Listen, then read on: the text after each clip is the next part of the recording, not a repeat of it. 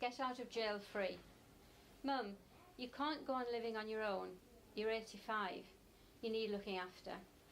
Debbie touched her mother's shoulder lightly in a gesture of solidarity. I do not need looking after. I'm fine. Oh, Mum, this house is much too big for you. You're not keeping it clean and it's going to rack and ruin. It's not, Nancy retorted. It just happens to be full of the fabric of my life, unlike your house, with your insistence on casting everything off the moment it reaches its best before date. Like me, she thought privately.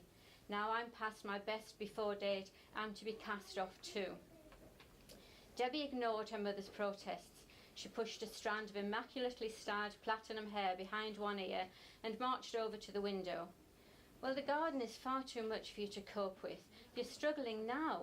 In a year's time, you're not going to be tending your beloved plants, and that will only make you unhappy.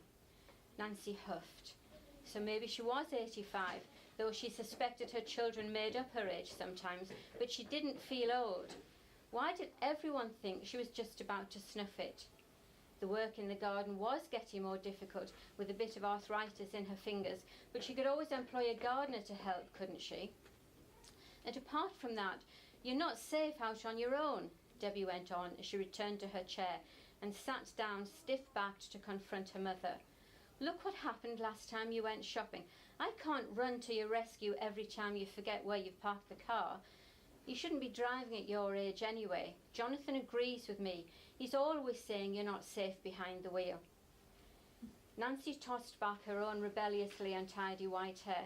And what does Jonathan know about it? She said fiercely. He hasn't even been to see me for 2 years.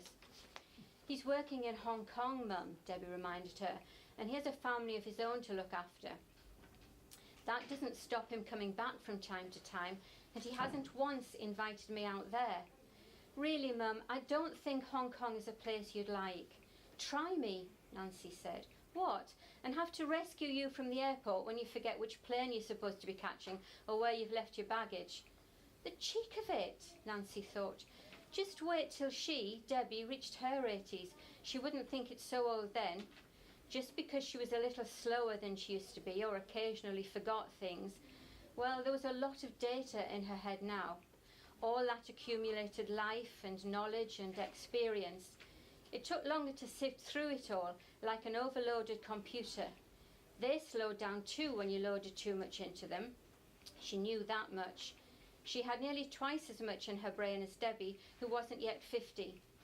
She still played bridge and completed the Times crosswords every day, even the cryptic one that none of her family had ever been able to do. Really, Mum, it's only sensible.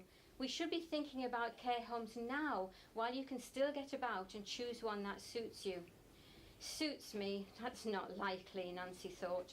She knew what these care home places were like, full of old people muttering and dribbling and blubbering. She wasn't at that stage, nowhere near. Why, she'd only given up playing tennis 2 years ago, after decades of good-natured battling on the courts. She played with 3 other ladies of her generation, and while a casual onlooker might have written them off as geriatrics, keeping active all their lives had left them surprisingly sprightly. There were plenty of millennials who would like to be as fit. These care homes locked people in too. There'd be no chance of tennis once there. Bolts and keypads on every door to stop the residents going out, like a jail. For their own safety, they claimed. Utter tosh. For their own convenience, more likely, so they didn't have to spend time outside with them. Shoved in front of the TV and left to moulder, telling them what they could and could not do. They might as well be chained up like dogs. Except dogs didn't get chained up these days, or hardly any of them, not in this country. They were more likely to be pampered and cherished, given a warm bed by the fire as they got older. And when it was their time, when they were stiff and achy or had an incurable disease, they were taken to the vet for a sweet, painless transition into death. Easy out and instant, like every old person wishes for. Animals weren't force-fed when they could no longer manage it themselves once their dignity had gone. They weren't made to linger on right up until they'd eked out every last painful lungful of air and heartbeat of life. After her daughter left, Nancy sat out on the patio, gently rocking on her favourite chair, the hum of bees soothing as they crowded onto the sweet peas. The night-scented stock mingled with the drift of honeysuckle, and she looked fondly at the blaze of pink and white roses that lined her drive. Did she really want a gardener taking it over? A sun-dappled memory of her golden retriever Rupert lying at her feet and always beside her on their daily walk through the woods brought a bittersweet flash of emotion. It was so hard when they left you, but she'd always thought the joy of a dog's company during their lifetime outweighed the inevitable sadness. She'd wanted another dog and had contacted the rescue centre after losing Rupert, but they'd lost interest when she mentioned her age.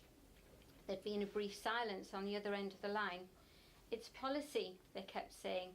"Too old" was the subtext. Who will look after the dog if something happens to you? Well, who would look after a dog if something happened to anyone?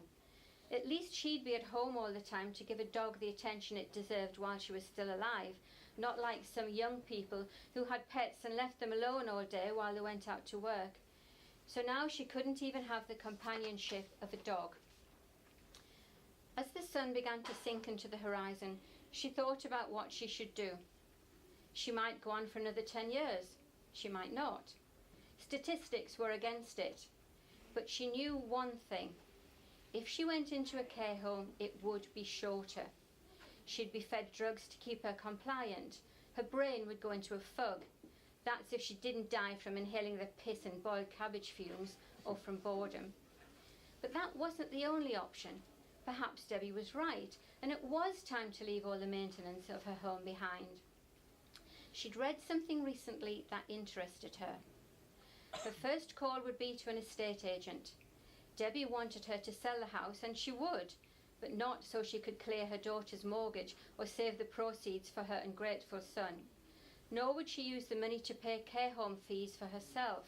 It would be for another purpose altogether.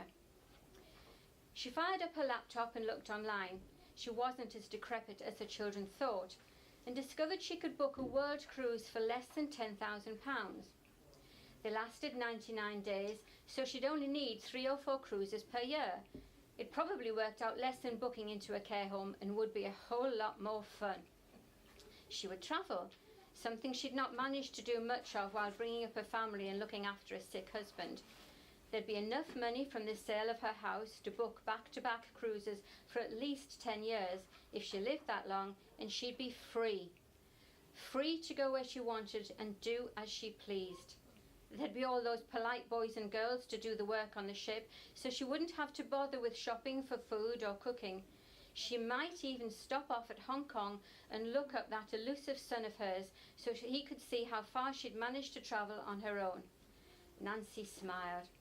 It was time to throw off her former life and step boldly into her remaining years. If she survived long enough to run out of funds, well, she'd be well into her 90s by then and perhaps be prepared to be locked away. If she still couldn't face it, she could always jump overboard on her final voyage. Easy out and instant.